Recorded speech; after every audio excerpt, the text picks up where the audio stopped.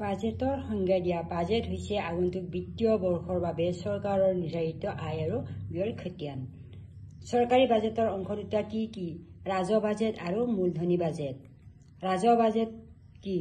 ৰাজহ বাজেট হ'ল চৰকাৰৰ চলিত আয় আৰু ব্যয় পৰিমাণ যিটো আয়ৰ জৰিয়তে পাব পাৰি। মূলধনী বাজেটৰ সংজ্ঞা দিয়া। মূলধনী বাজেট হৈছে চৰকাৰৰ মূলধন প্ৰাপ্তি আৰু মূলধনী ব্যয়ৰ হিচাপ দেখুওৱা বাজেট। মূলধন প্ৰাপ্তি আৰু মূলধনী ব্যয়ৰ হিচাপ দেখুওৱা বাজেট। চৰকাৰৰ ৰাজহ প্ৰাপ্তিৰ উৎস তালিকা। চৰকাৰৰ ৰাজহ প্ৰাপ্তিৰ উৎস এটা হ'ল কৰ ৰাজহ। কৰ ৰাজহ হৈছে চৰকাৰৰ ৰাজহ প্ৰাপ্তিৰ আটাইতকৈ বেছি ৰাজহ অহা উৎস। কৰ ৰাজহ চৰকাৰী দেশ প্ৰাপ্তিৰ এটা গুৰুত্বপূৰ্ণ দিশ। কৰ ৰাজহে চৰকাৰী আয়ৰ এটা প্ৰাপ্তিৰ এটা গুৰুত্বপূৰ্ণ দিশ, যিটোৰ জৰিয়তে চৰকাৰৰ ৰাজহৰ বেছি সৃষ্টি হয়, সেইটো হৈছে কৰ ৰাজহ। কৰৰ পৰা কি হয়? চৰকাৰী ৰাজহত আয়ৰ বেছি অৱদান আহে। ৰাজহ ব্যয় কি? চৰকাৰৰ যিবোৰ ব্যয়ৰ ফলত স্থাৱৰ বা বিত্তীয় সম্পদৰ সৃষ্টি নকৰে সেইবোৰ ব্যয় হৈছে ৰাজহ ব্যয়। মুঠ ৰাজহ ব্যয়ৰ ভাগ দুটা কি কি? মুঠ ৰাজহ ব্যয়ৰ ভাগ দুটা হ'ল পৰিকল্পনাৰ ৰাজহ ব্যয় আৰু পৰিকল্পনাৰ বহিৰ্ভূত ৰাজহ ব্যয়। এতিয়া আহিল পৰিকল্পনাৰ ৰাজহ ব্যয়নো কি? পৰিকল্পনাৰ ৰাজহ ব্যয় হ'ল চৰকাৰৰ দ্বাৰা পৰিকল্পিত উন্নয়নমূলক কাৰ্যসমূহ সমাধান কৰিবলৈ বাজেটত অনুমোদিত হোৱা ব্যয়। যেনে ধৰা কৃষি, শক্তি, যোগাযোগ আদি হৈছে কিছুমান পৰিকল্পিত ৰাজহ ব্যয়ৰ উদাহৰণ। মূলধনী ব্যয় কাক বোলে?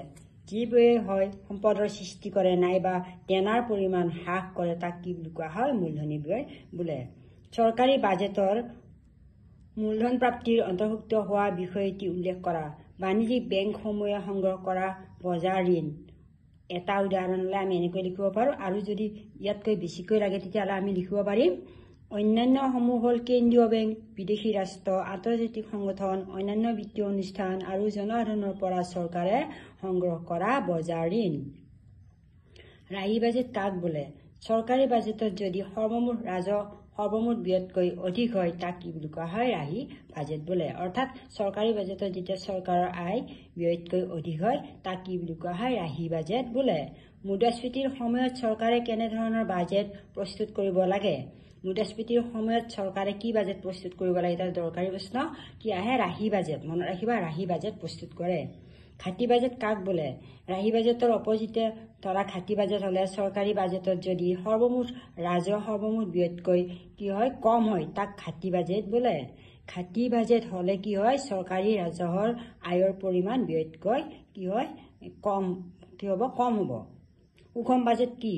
আগন্তুক বিত্তীয় বৰ্ষৰ বাবে চৰকাৰৰ প্ৰস্তাৱিত আয় আৰু ব্যয় যেতিয়া সমান হয় তাক কি বুলি কয়? সুষম বাজেট বা সম বাজেট বোলে।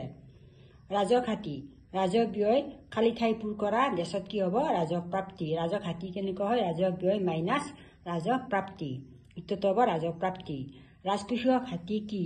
চৰকাৰৰ মুঠ ব্যয় আৰু মুঠ প্ৰাপ্তিৰ মাজত থকা পাৰ্থক্য হৈছে ৰাজকোষীয় ঘাটি। মনত ৰাখিবা এই ধৰণে, এইবিলাক দৰকাৰী প্ৰশ্ন। মুঠ ৰাজকোষীয় ঘাটি। এইবাৰ আকৌ মুঠ ৰাজকোষীয় ঘাটি আমি কেনেদৰে নিৰ্ণয় কৰিব পাৰোঁ? মুঠ ব্যয় মাইনাছ ৰাজহ প্ৰাপ্তি প্লাছ দেশত কি বহিব? ঋণ সৃষ্টি নকৰা মূলধন প্ৰাপ্তি। প্ৰাথমিক ঘাটি কি? প্ৰাথমিক ঘাটি কি বুলি কওঁতে আমি ৰাজকোষীয় ঘাটিৰ পৰা সুদ পৰিশোধ বাদ দিলে আমি কি পাম? প্ৰাথমিক ঘাটি পোৱা যায়। অৰ্থাৎ মুঠ প্ৰাথমিক ঘাটি এতিয়া আমি কেনেদৰে নিৰ্ণয় কৰিব পাৰোঁ?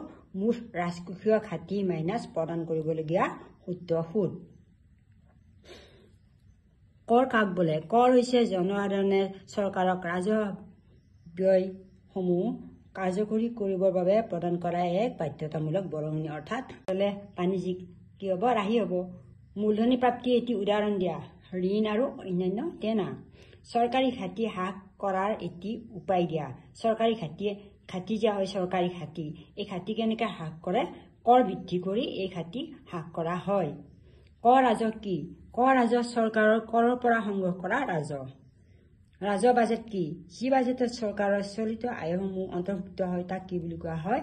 ৰাজহ বাজেট বোলে। মূলধনী বাজেট কি? মূলধনী বাজেট হ'ল মূলধনী সা সম্পত্তি সংগ্ৰহ কৰা আৰু বিক্ৰীৰ দ্বাৰা চৰকাৰৰ সংগ্ৰহ কৰা আয় ব্যয়সমূহৰ হিচাপ অন্তৰ্ভুক্ত হয়। সন্তুলিত বাজেট গুণকৰ মূল্য দেশৰ সমান হয়। কিমানৰ সমান হয়? 1ৰ সমান হয়। খালী ঠাই পূৰণ আমি কি দিব লাগিব? 1ৰ সমান হয়। আয়ৰ অসমতা হ্ৰাস কৰা দুবিধ ব্যয়ৰ নাম লিখা। সামাজিক প্ৰতিৰক্ষা যেনে নিবনুৱা ভাত্তাৰ বাবে কৰা ব্যয়, বৃদ্ধ পেঞ্চন আদি দিলে কি হয়? আয়ৰ অসমতা চৰকাৰে দূৰ কৰিবৰ বাবে এইবিলাক ব্যৱস্থা কৰে। ৰাজকোষীয় বিষয় কি? ৰাজহৰ পৰিমাণ নিৰ্দিষ্ট থকা অৱস্থাত চৰকাৰী ব্যয়ৰ ওপৰত কৰা নিয়ন্ত্ৰণেই হৈছে ৰাজকোষীয় বিষয়। সুষম বাজেটৰ গুণক কি? সুষম বাজেটৰ গুণক হ'ল আয় বৃদ্ধি আৰু কৰ সংগ্ৰহৰ দ্বাৰা চৰকাৰী ব্যয় বৃদ্ধিৰ অনুপাত। এনে বাজেটৰ গুণকৰ মূল্য সদায় 1ৰ সমান হয়। সুষম বাজেটৰ গুণকৰ মূল্য সদায় 1ৰ সমান হয়। হস্তান্তৰ পৰিশোধ কি? এখন দেশৰ বাসিন্দাসকলে যিবোৰ আয় মুক্তভাৱে লাভ কৰে আৰু যাৰ বিনিময়ত কোনো মূল্য প্ৰদান কৰিব নালাগে তাক কি বুলি কোৱা হয়? হস্তান্তৰ পৰিশোধ বোলে।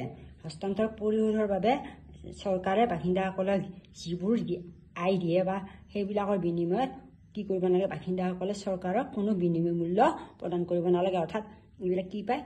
মুক্ত হস্তে পায়, যাক হস্তান্তৰ দানা বুলি কোৱা হয়। y = c+1+g+nx এই সমীকৰণটোত nx কি বুজাইছে? নিগদ ৰপ্তানি আয় বুজাইছে।